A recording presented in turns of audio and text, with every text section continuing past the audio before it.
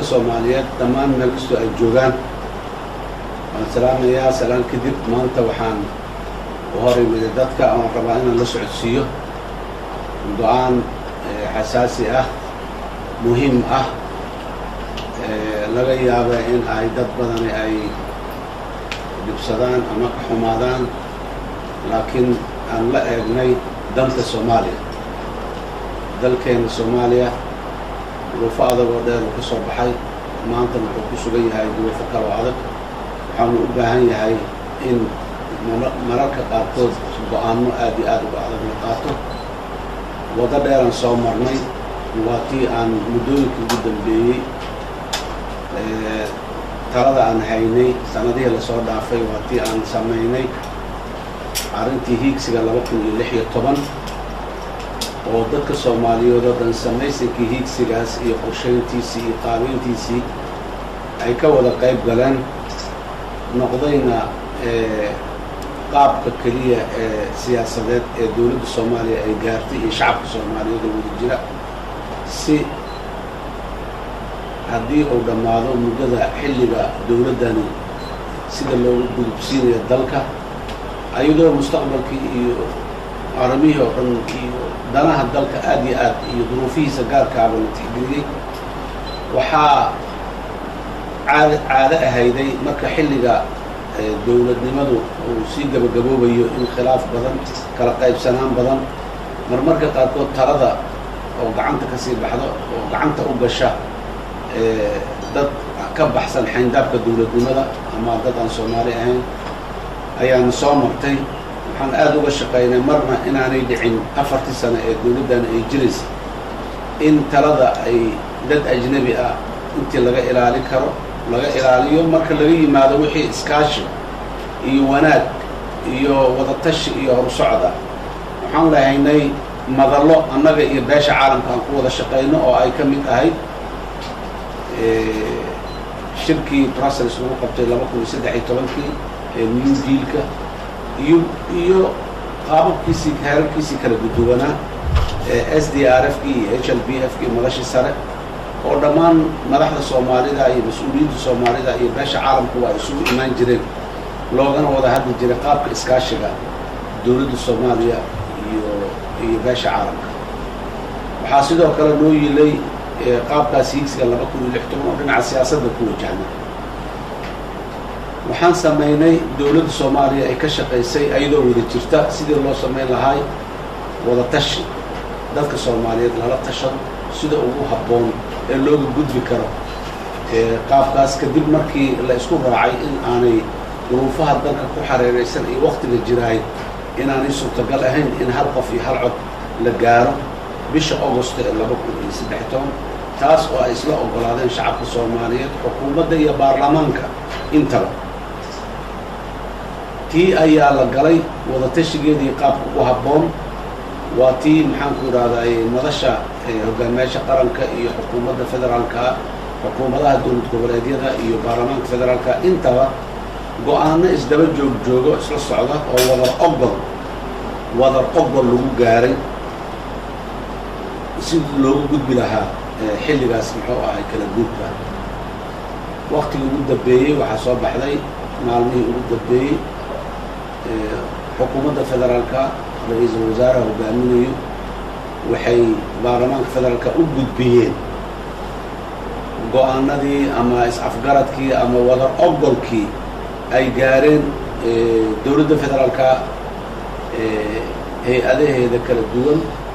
khaasatan xukuumadda iyo hogaamiye iyo madasha hoggaanka qaran oo dabcan baarlamaanka wuxuu ka mid ahaa barnaamijkaas heshiiskii nooca ahaa iyo dhaqangelintiisa sidii loo dhaqangeli lahaa ayaa ra'iisul wasaaraha jamhuuriyadda wuxuu u gudbiyey baarlamaanka federaalka ah usbuucyadii lasoo dhaafay baarlamaanku amuuraha waa ka dooday guddiyaha loo saaray annaga waa ka wada qayb galnay aniga madaxweynaha jamhuuriyadda ah ayaa la fariistay dhowr mar prime ministerka joogto uu dhex jiray guddigaas iyo baarlamaanka intaba usbuucii lasoo dhaafay waxaa aad iyo aad noogu caddaatay inay aad iyo aad ugu culus tahay baarlamaanku inuu amuurahaasi go'aan degdega ka gaaro waanu ku kala ra'yi duwanaaday marka aniga oo ka fikiraya waqtiga xadidan ee aan haysano anoo ka fikiraya wanaagga baarlamaanku inuu ku jiro in wixii khilaaf keenaya ee sii kala wadaya baarlamaanka lafteeda looga turo anoo ilaalinaya danaha qaranka ee haddii go-aanadaasi ay hore u socon waayaan oo waqtigu uu nagu yimaado khatarta dalka kusoo wajahan ama ku imaan karta dalkeenna marka loo fiiriyo dhinaca wadajirka si wadajir ah in looga gudbo marxaladan adag muhiimadda ay leedahay iyo marka loo fiiriyo waxa ay naga sugayaan shacabka Soomaaliyeed kulligood u dhegtaagayay sida dawladda Soomaaliya ay xilligan oo kale uga gudbi lahayd duruufaha qaarkood adag sidoo kale beesha caalamka iyo adduunyada oo dhan wada eegayso oo leh bal hal arko Soomaalidu bisayl siyaasadeed haddii ay gaareen oo duruufaha adag ee soo wajahay ay ka gudbi karaan in kale waxa ay caddaatay in ay adag tahay baarlamaanka federaalka in uu go'aan wada ogol ah dhexdiisa ah uu ka gaaro arrintaas sidaas daraaddeed maanta waxaan soo saaray xeer madaxweyne oo tilmaamayo sida looga gudbayo marxaladaas adag ayadoo baarlamaankana aan u turayno oo aan diidayna in kala qaybsan dhexdiisa ay dhacdo oo aan diidayna kala qaybsanaan madasha qaran ee hogaamiyaasha qaran ay dhacdo aan diidayno in beesha caalamka ay rajo xumo ay ka aragto oo aan u turayno dhowrayna dadkeenna oo waayahan dambe dawladnimada hamiga ay ka qabaan oo soo kordhay inay niyadjab xagga dawlad dhisidda ay ku timaado intaasoo dhan markaan isku soo xeeriyey ayaa maanta waxaan soo saaray xeer aan ku xeerinayo in heshiiskii ugu dambeeyey ee madasha hogaamiyaasha qaranku ay gaareen ee wadar ogolka ay ku gaareen wadar ogolkaasoo ahayday shuruud markii horeba baarlamaanku uu ku xidhay in madasha hogaamiyaasha qaranka ah wixii ay gaarayaan ee ku saabsan amuuraha 2016 si wadar ogol ah in la helo oo haddii aan dhexdooda wada ogol la helin aan baarlamaanka loo gudbi karin wadar ogolkii aan gaarnay baarlamaankan waan u gudbinay sidaas daraaddeed marka intaas ii caddaatay waxaan soo saaray xeer lagu meel marinayo heshiiskii madasha wadatashiga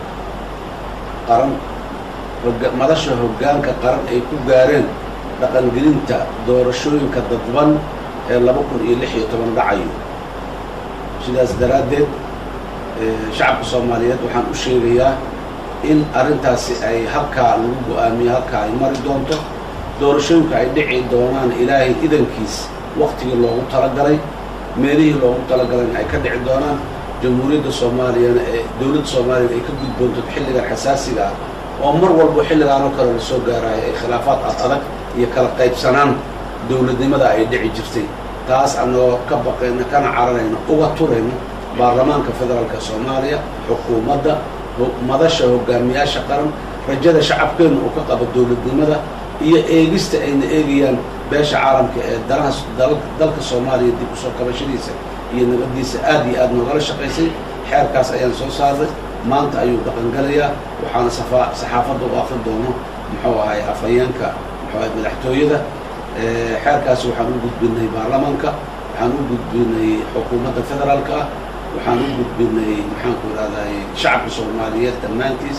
sidaas ayaa doorashada 2016 oo hore la isugu afgartay in ay tahay doorasho dadban oo dad badan Soomaali ah ee daafaha kala duwan ee Soomaaliya ku nool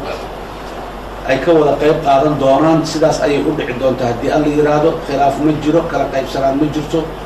ma ogolaanayno raalli kama ahin in dalka waqtigan haddana qalalaasa kale la geliyo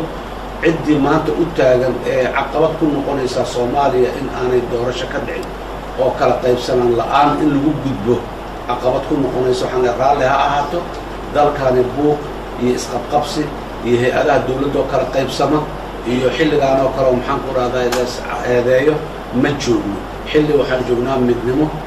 iyo maxaan ku raadayay u baahannahay baarlamaanka federaalka Soomaaliya xukuumadda federaalka madasha hogaamiyaasha qaran ee madaxweynayaasha dawlad goboleedyada xukuumadooda iyo baarlamaankooda intaba waxaan ugu baaqayaa in la ilaaliyo midnimada xilligan xasaasiga ah ee taariikhda dawlad dhisidda dalkeena muhiimka u ah waxaan aad iyo aad ugu baaqayaa aan u soo jeedinayaa in aan ku meel marno wadajir aan uga gudubno haddii alla yidhaahdo wixii nagu adkaadana si kasta oo sharciyadda ay tilmaamayso nidaamka dowladnimada uu tilmaamayo inaan ku meel marno ayaan rabnaa markaa sidaas daraaddeed shacabka soomaaliyeed dib ma jiro waxaan u sheegayaa dib ma jiro buuq siyaasadeed ma jiro isqabqabsi ma jiro raalli kama ihin inay dhacaan ma ogolaan karno mana ogolaan doono ilaah idinkiis annagoo wada ah dhammaan mas-uuliyiinta dalka heer kasta aan joogno shacabka kalsoonidaas ha qabo walaalaha soomaaliyeed meel kastoo ay joogaan kalsoonidaas ha qabo beesha caalamka iyo shacabka soomaaliyeed labadaba waxaan u sheegaynaa dowladda federaalka ee soomaaliya in ay ka go-an tahay dalka in ay doorashooyin ka dhacaan si nabada uga dhacaan baarlamaan cusub hoggaan cusub